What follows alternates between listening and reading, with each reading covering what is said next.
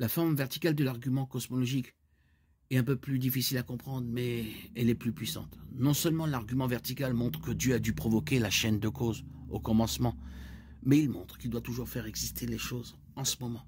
Encore une fois, nous commençons par noter que les choses existent.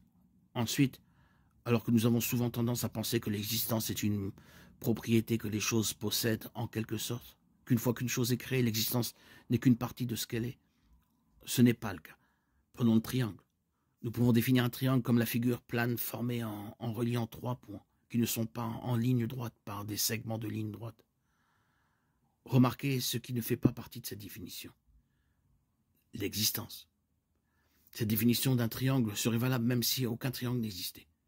Par conséquent, la nature d'un triangle, ce qu'il est, ne garantit pas qu'il existe. Comme les licornes. Nous savons ce qu'elles sont, mais cela ne les fait pas exister. Parce qu'il ne fait pas partie de la nature d'un triangle d'exister. Les triangles doivent être créés par quelque chose d'autre qui existe déjà. Quelqu'un doit dessiner un triangle. Le triangle est donc causé par quelque chose d'autre qui doit aussi avoir une cause. Cela ne peut pas durer éternellement, il n'y a pas de série infinie. Par conséquent, quelque chose qui n'a pas besoin d'exister doit exister pour donner existence à tout le reste. Appliquez maintenant cet exemple à tout ce qui existe dans l'univers. Est-ce que quelque chose existe par lui-même? Non. Ainsi, l'univers a dû avoir une cause première pour commencer. Et il a aussi besoin de quelque chose pour lui donner existence en ce moment.